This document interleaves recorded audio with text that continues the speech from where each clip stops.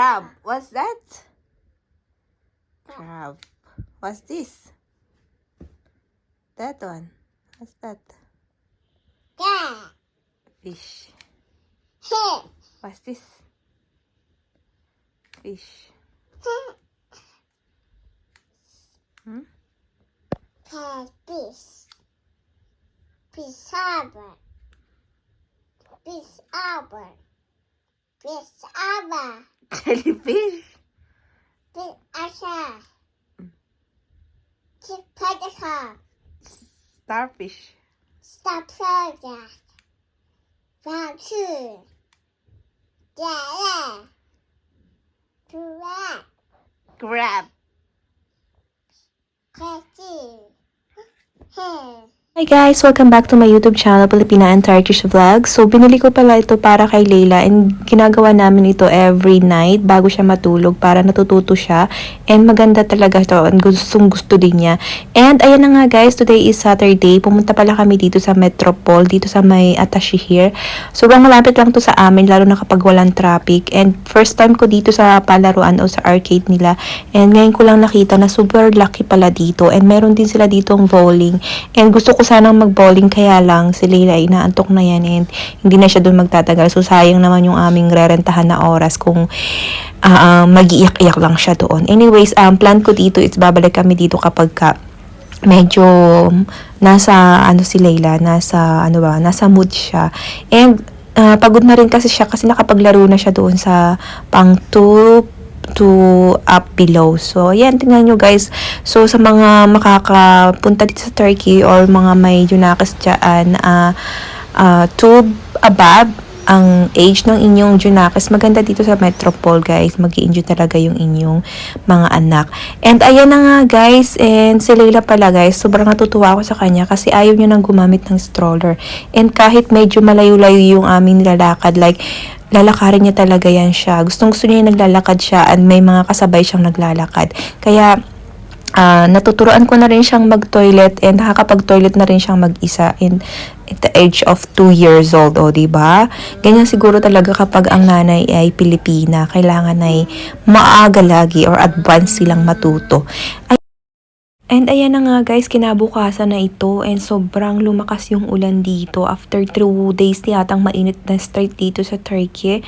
And ayan, nag-ulan dito pero hindi buong Turkey ito. Dito lang yan sa Istanbul pero hindi ko alam kung saang part ng Istanbul lang. Pero dito sa amin sa Asian side, ayan, umulan na and sobrang saya lang ng mga tao kasi umulan.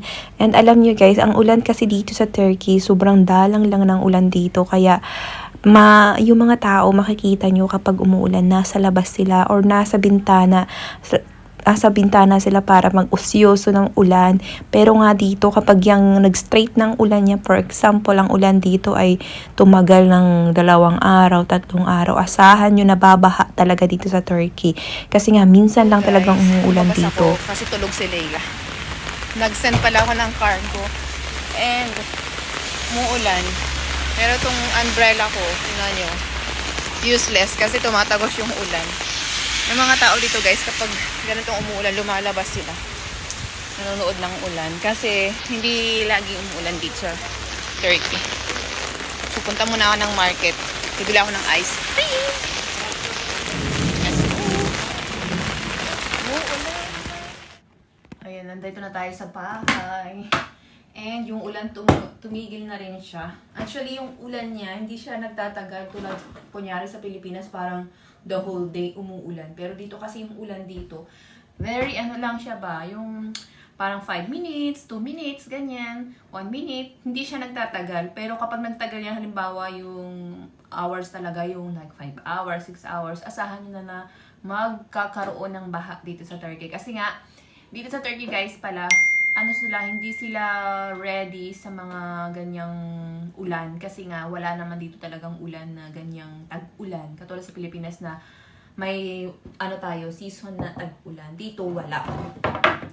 So nag-uulan dito kapag yung winter or yung spring ganyan, pero yung ulan nila very light lang. Ayun. So si Layla pala nagising na rin kasi dun sa lakas ng kulog. Nagising siya sa kulog. And nag-crave ako ng matamis. So, bumili ako nitong cake. Ayan o, cake. So, ayaw ko naman guys na mag-bake ng cake kasi nga, wala yung pag-bake ko dito. Na bigay ko sa biyanan ko kasi sa kanya talaga yun. What do you want? Sa kanya talaga yun guys. So, binalik ko na sa kanya yung pang-bake niya. And, ayan, pinakain ko na rin si Layla kasi hindi siya kumain ng marami. Oh! Yan, hindi siya kumain ng marami guys. Yan, sinamantala ko yung paglabas kanina habang umuulan para ma-feel ko naman yung ulan. Para feel ko na sa Pilipinas ako, di ba? Ayan, pero yung umbrella ko naman butas, hindi siya nag-work ng maganda. Nabasa ako sila. And yung iba naman sinasamantala na umuulan kasi naglilinis sila ng mga sasakyan nila. Yun nga lang guys, hindi masyadong safe kapag ganyan umuulan. Sometimes din kasi may mga parang umuulan ng yellow, umuulan ng ano, yung pag ang sasakyan nyo ay nasa labas or walang sariling, yung cover yung parking, hindi safe yung sasakyan sa labas kasi pwedeng ma-damage yung car nyo, ganyan. Eh, dito sa amin, wala naman kaming gano'n na wala kaming parking. Pinapark lang naman yung car dyan sa labas ng bahay. And minsan kapag ka full dyan, is hindi namin mapapark dyan sa tapat ng bahay namin. So, medyo malayo-layo yung mga parking dito. Maganda lang dun sa probinsya, guys. Merong silang sariling parking doon. And yung parking area namin doon is mayroon siyang cover. Yung sa under ng aming bahay. So, kaya safe na safe doon ang mga ang sasakyan o yung car. Ang pagpapark. Ayan si Layla guys. Nakikigulo na yan kapag ganito nagbablog ako. Kaya hindi ako nakakapag-focus sa pag-video. Kasi kung ano-ano yung gusto niya, kinukuha niya, nagpapapansin siya.